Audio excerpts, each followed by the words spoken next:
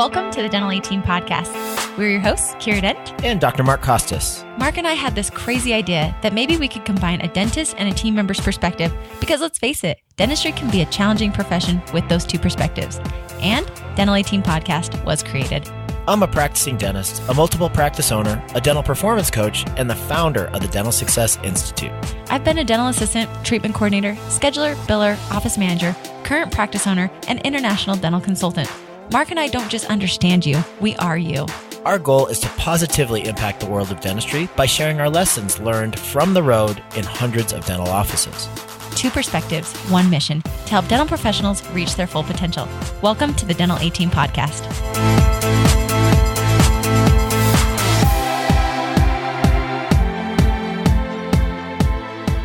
Hello, Dental 18 listeners. This is Kira Dent. I'm coming to you with one of my fantastic friends and a guru in the billing world. So those of you who've been wanting to hear about billing, guess what? I've got a special treat and surprise for you. I have a girl named Sara OBrien, and her and I kind of met in a funny way, but Sara is a master when it comes to billing. She has her own company where she does remote billing. She's fantastic. So Sara, how are you today? I'm doing fantastic, and how are you? So good. I am actually hanging out. I had to drop my husband off at work today, and I have an appointment, so I'm just kind of hanging out by a park, but it's real pretty because the sun rises up, there's blossoms all around me, and I kind of feel like a creep podcasting next to these people's house, but I'm totally cool with it. But you Good morning, world. Exactly. Hello, here we are. Where are you today? I'm still at home this morning. I've got to get the kids up and ready for school here in a little bit. So I'm just enjoying my morning of peace before the crazy. I love it. I love that you picked the 7 a.m. spot just because you're like, the kiddos will still be asleep and off we can go. So awesome. Well, Sara, tell everyone a little bit about yourself. I think you've got a real interesting story, and you're obviously one of my favorite people. I think it's funny even how you and I met in real life once upon a time. So just tell people a little bit about you so they know who Sara OBrien is. Well, I have been in the dental field for almost 20 years, which is kind of crazy if you think about it. I started assisting when I was 21, and over time that kind of just transitioned into the front office. I decided at one point that is where I should be because I can have complete and anal control over everything that happens. Okay, perfect. So, I enjoy it. I feel like it's it's an important thing that we do, helping the dentists and the patients find each other and get their care, and it's fun. So, yeah. Awesome. And what was kind of your knack at the front office? Because we all say front office, and as we've talked before, front office is kind of that loose term. You know, at one office you do this, at another office you do that. And I don't feel like there's really a clear-cut boundaries, but I love that you said you wanted control. What types of things did you like to have control over, and what was kind of your niche in the front office? I really found that it was important and fun for me to handle it started off with the treatment planning, getting the benefits, entering into the computer accurately, and printing out treatment plans that are as accurate of estimate as possible so that the patients have a really good idea of what their out-of-pocket costs will be prior to beginning the treatment. So that's kind of where I started, was organizing treatment plans and putting them together with the best benefits so that the people would have, that information for their care. And then it kind of moved to the other side. After a little while, it became apparent that submitting those claims to the insurance company and getting the payment isn't as easy as it should be. You don't just write it on the paper, mail it in, and get the money back. So I started learning more about that, and now here we are. Here we are. I love it. I love it so much. And Sara, you came into my life in a totally random way. We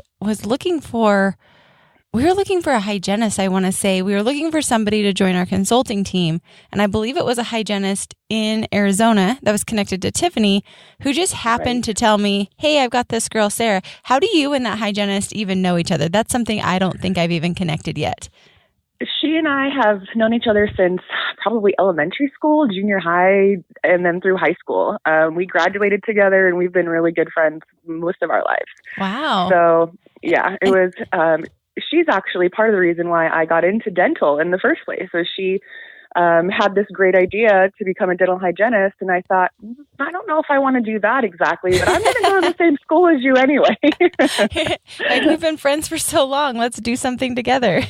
Exactly. Fun. So yeah, Sara ended up coming in. I needed help writing some curriculums. So Sara wrote our scheduling curriculum for the Dental A team. Her and I collaborated on that, had a ton of fun on that. And then Sara has actually grown, and she now has helped write the billing curriculum that is in final edits. It's about to be released. That was a fun. I actually am really impressed with you, Sara. And I've heard a lot of clients say this about you, that you make billing actually enjoyable. Like reading the course, I enjoyed reading a lot of it. My favorite was with all the claims, and you had it as like the batter up, and then you have the second, it's for secondary. And so when they have, primary insurance and secondary insurance, you made that so funny to me. And I think of all three of the players, and then you're like, and then the pinch hitter comes in. And I thought, that is really what happens with dental claims. That's exactly what happens. So you helped write our Dental A team billing curriculum. And then you've also gone and you are, I love that anything that I've thrown at you, I said, hey, Sara, we need to have videos. And I remember you said, I've never done this before, but I'm just going to do it. So, and I did. You did, and you did fantastic. So Sara is helping to make all the different billing videos for the Dental A team video bank as well, that are from all the different software. So Sara is a huge integral part into my life, into the Dental A team. She's a pretty strong lifeblood. I say she's the extension of Dental A team when it comes to all things billing, and also if you just want to know a really awesome person. So Sara is that's Sara OBrien for you guys. I remember. Do you remember, Sara, the day we actually met in person? Like, we had been chatting for months back and forth, right. And then all of a sudden I fly into Vegas, and I said, hey, Sara, if you want to actually meet in person, I'll be in Vegas. And that was a moment for both of us, I think. I know. I jumped in the car and grabbed you at the airport. You really did. And she's like, don't you have a black Jeep? Wasn't that what it was? An Explorer, yeah. Black Explorer. And she said, I'll be in a black Explorer. And I remember thinking, this is one of those moments that I either made like a fantastic choice or I made a real poor choice, and I'm about to find out what it is. So it was very fun. We met in person, and it was fun because, Sara, you have a personality where you just make people feel comfortable. And I think that's why you do so well. You've helped some of my personal clients with billing, and you make it very easy to understand. You're very thorough. So with that knowledge, with that experience, I am excited for you to Let's dive into some billing topics that are hot topics that you notice a lot as you are helping other offices with this. And let's share some solid nuggets with our listeners today, if you're on board with that. Absolutely. One of the biggest problems that I see in offices that's very common is not having the complete insurance information set up in the charts. It's super important. It's kind of like the foundation to build your buildings on. So if you don't have a piece of that information, you kind of have to sidestep it to make things work. And every time you have to sidestep it, you're putting a little hiccup in the next step or the next, part of the planning.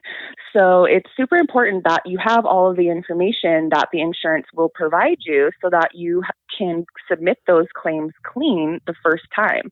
You don't really want to follow up on claims. The more we have to touch them, the more time is lost with them. So right. If we send them clean the first time, then we don't have to think about it again until 30 days later, and hopefully before that, it's been paid.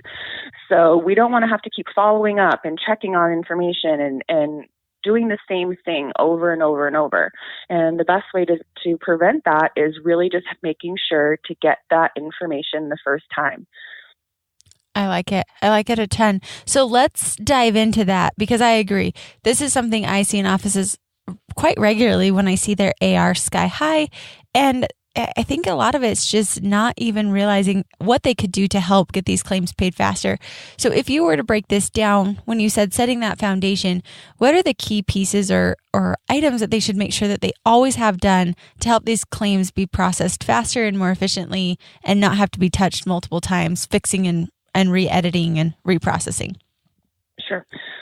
Excuse me. One of the the most important things is your subscriber information. And that sounds so basic, like of course it is, but it's also one of the most common things that is missing is the subscriber ID number, whether it's a unique ID or a social, having it in the proper location in your software so that it applies to the claim correctly. Even birth dates and name spellings are important. Your insurance will kick those back if there's even a minor detail that's incorrect. So getting your I's dotted and your T's crossed and setting up the subscribers first, and then you move down the line. So the subscriber goes in first, and then where is that insurance coming from? Is it a group plan? Is it an employer plan? Is it a self-paid plan? Set those groups up in a manner that are easily organized, either by employer or by group name, so that you can search through your carriers quickly and simply to get the benefits attached to the person accurately. We don't want to always have to get the complete breakdown. It costs time too. So if you're setting up your plans completely and accurately by employer or group name, you can avoid getting the full breakdown because you've already got it in the system. You just need to verify that patient's coverage and then attach that carrier or that plan, and there you go. So it'll save you a little bit of time if you're making sure to get that information incomplete when you get it initially. Yeah. And so basically, if I'm understanding correctly, when we're doing the insurance verification, which is the dreaded insurance verification, you're saying if you have this set up, exactly, let's just get on that phone forever, ladies and gentlemen. Let's waste our day away with the insurance companies. But what you're saying is if you set this up properly with the correct group numbers and subscribers, the different ones or the different plans that are in there, you can actually utilize that same insurance verification across the board. You just have to check for that individual person. Is that correct? That's correct. For example, say you and I are both working at Home Depot, and we both have the same Home Depot insurance. So if you go in first and they've gotten the breakdown of benefits when you came in because you're the first person they've seen from that employer. So the office gets the complete breakdown of benefits, enters that into the software, titles it Home Depot with our group number, and then you refer me. So I come in with my insurance and we have the same plan. They don't have to call and get that full breakdown again. They just need to call, make sure that have an effective date and what my remaining benefits are, attach that plan to me, and away we go. It saved all of that time having to check that benefit the second time. Oh, I like that a lot because I do know that people spend a lot of time verifying and don't lump them together. And I don't know about you. I'm assuming yes on this, but I have looked in and there are thousands upon thousands of group numbers and plans that are the same. So I'll see all these Home Depot because people don't know how to check and confirm. And so instead of just checking and confirming, they just make a new one. And then you have it cluttered in there. And there's tons and tons and tons of Home Depots, tons and tons and tons of, you name it, whatever employer there is out there. Exactly. And so what do you do in the instance of you have all these, you understand, because I feel like once it gets messy like that and there's tons of Home Depots all with the same group number, that's where things get messy. So how do you clean that up in a practice and how do you make that simpler? Because I agree, if I walked in day one, this is how you should set it up. But most of the time we come in day, 10,000 and it's all a hot diggity dang mess in there. So people just continue the pattern. So what do you do on this to clean that up, to make it simpler? Because your way sounds a lot easier than what I see most offices doing. You know, what you can do is identify one of the plans as your main plan and start moving everyone onto that as the schedule permits or at check-in. So you don't do like a big mass purge all at once where you're going down every patient, alphabetically through your software and moving their insurance around, because that would be killer. And your doctor might really hate on you for just spending that much time doing something not necessary. So don't do that. Yeah, hiding on the computer won't work. But as you're reviewing your next day's schedule, or as people are actually checking in, depending on, your practice, you can verify their coverage, get a copy, especially this early in the beginning of the year. You want to get a new copy of the insurance card, and then you can identify one plan by adding the year, like a -19, for example. So that will identify also which, the coverages change every year. There's no way around that. So by adding the year to the name of the employer or the group, you can identify that one as the most current or accurate plan and move all of your patients to plans that you're designating as the nows, and eliminate those extras. I see. Yeah. It does take work, and it is time consuming, but it will really benefit your office, and it will also reduce the amount of time for reporting, like the aging claims and all of those things. The computer has to search all of those plans. And if we eliminate the ones that are duplicates and put everyone on to the same, it makes the reporting also cleaner and better. That is smart. So then every year it would be Home Depot -19, and then next year it would be that exact same one. We just update it for 2020, and we change that dash to be Home Depot -20. So you're constantly working on the same one instead of building 19, 20, 21, 22, correct? Is that correct? Exactly. Yes.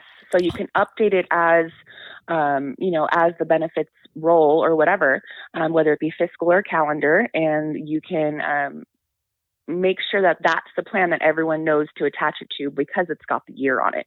If there was a major change in the plan, like say the whole carrier and all the benefits changed, you can then create a new one, and then you might have two, because there may be an instance where you'd want that previous information, to review it or whatever, before the plan change. So then you would want both of those. I see.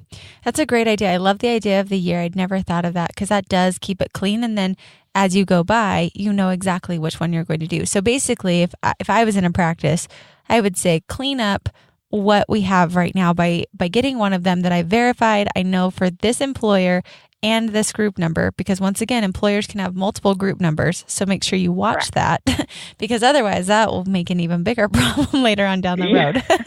Don't be crossing. I say it's like Delta Dental is the family name, and then they have multiple children. So make sure you've got the right child with the right patient. Otherwise it gets really messy. But with that, then you start cleaning it up and moving people with the exact same information to that same plan. So it's much faster. I like that idea. That's a great idea. Yeah. Okay. So we've talked, get the subscriber in there. And that does sound so silly, Sarah. When you said put the subscriber information in there correctly, I thought, well, obviously that should be step one. But I'm guessing you see a lot where this is not obviously step one, and it's missed a lot of just simple little fast fingers, right? Typing too fast. Fast fingers. And you know how it is when you're in the office in the moment, things are happening all around you, and there's probably 10 fires that need to be put out. So it is, you intend to do it probably, but it doesn't always happen. Mm-hmm. So it's slowing down, making sure that you're completing each task that you do fully, and then moving on. Okay. So we do the subscriber, then we check for the employer and the group number, make sure that those are attached just to one plan. We're not attaching to multiple plans. We're working on just one of those using the year. What would be are there more steps in helping with the claims, or are those the primary two to really work through? Those are the two main things for setting up your claims to be clean. If the information going on the claim isn't clean, it's never going to process. Yep. So having all of those details there and done, and then you don't have to do it again until the plan changes. So it's a one and done shot, but it is super important to get those claims processed timely. I like it. Okay. So that's fantastic information. I feel like you dropped a lot of solid gold on that one. So thank you for that. I want to move on because I just feel like you're a wealth of knowledge, and I love to learn from you as well. But if I was a brand new practice or an existing practice, so take your pick. You're welcome to go choose your own adventure today on this podcast. This is your podcast, Sarah. So, but with that, what would you say would be a couple other just like solid nuggets that if you're coaching an office, if you're talking to an office, you'd say, do not forget this, or, hey, this will make your life super easy. This is like I said, Sarah, this is your podcast. So take us where you want to go that you feel would just be super solid for offices, whether startup or existing, that you feel would really help them add some value today. Sure. I would say, aside from making sure your setups are clean and getting the details, because the details matter, is keeping track of your own claims, making sure you can't really rely on the software 100%. So you have to be aware of where you are in your billing process. So I review my previous day's claim services the next day and submit claims as a batch. The benefit of the batch is that if there are any errors, if there's anything at all on those claims that kind of doesn't make sense or whatever to the software or the carrier, there is a report that comes at the end of a batch submission, and it will detail all of those things. And I would say pay attention to those reports. Oftentimes they're missed or ignored, either because the settings don't print them or they're only displayed in miniature little windows or whatever. But it is a wealth of information on the submission reports from the clearinghouses if you're sending electronically. And I review those carefully, make corrections, and send all of my claims that day. So if there is an error on something, I don't wait for the insurance company to kick it back to me and tell me that there's an error. I immediately go back into that account, correct the issue, and submit that claim the same day. So I'm saving all of the time that it would have taken for them to get it, process it as incomplete or unprocessable, and send it back. It's just a quick way to make sure that you're getting your claims where they need to be. Okay, so this is something that's super new to me, because in most practices and in all the ones that I was trained in, it was to submit the claims as they came throughout the day. So, hygiene checks out, I batch the claim and I send it off, batch the claim, send it off. But you're saying it's more effective and efficient to wait until the next morning, batch all of them and send them off. Is that correct? And kind of help me see, because I think it's great, but what are like the massive benefits of doing it that way? Sure. One of the benefits is if there have been any changes, have you ever woken up in the middle of the night and gone, oh my gosh, I forgot to do this? Nope, never once. I know. Solid spot all the time. It doesn't happen to me either. Never. But those moments. So if the assistants have gone home for the day and they realize, oh my gosh, I forgot to post the distal on tooth number 5 for Mr. Smith this morning, they're going to kill me. They've already sent the claim. No, we're not, because the claim hasn't gone out. There's no correction at all needed. Don't worry about it. So there's time for that. There's time for the review. Also, it's important to make sure that the documentation is in place regarding the services prior to submitting the claims. So it allows time for that to happen. There's not, in every office, the notes aren't always complete before checkout.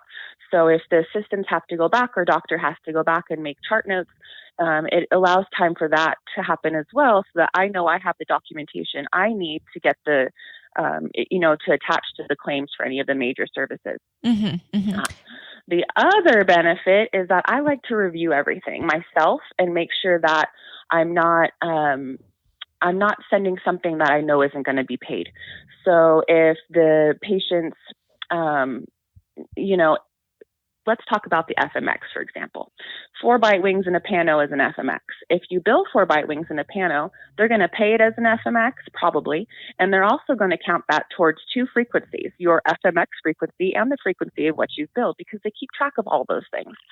So if I see 4 bite wings and a pano on a claim, I'm going to change it to a FMX, because I know that's probably how the insurance is going to pay it, and I want to save those other 2 frequencies in case we need them at another time. Generally, of course, the pano and the FMX share, but not always, and they are 2 separate services. So insurance considers the pano with the FMX, so I'm going to bill it that way to help my claim process quicker, and save the frequencies for the patient. So I make corrections and changes to things based on what I've read in the charts, and what I know is happening in history. So I review all of my claims. I batch. I do ask that the office batch hygiene claims because those don't really need review often. Right. But then I go through and review everything, batch it all, and send everything together at once. And it's quicker actually because you're not doing it 10 times throughout the day. You're doing it once in the morning. Right. And as you were saying that, I thought that also gives time because in offices, I strongly encourage that the office prints the day sheet. The doctor reviews the day sheet to confirm. I can't tell you how many times when the doctor reviewed their day, they saw how many of those little things were missed. The mesial, the buildup, the crown going out for $0. That was totally my office. One day we sent a crown for $0. That was fun too. Oh. Insurance 100% paid on that, guys. If you ever want 100% payment, send $0 claims. They will always be paid in full. Side note, fun fact. But we always have our doctors review the day sheet to confirm that what they did, because they know what they did.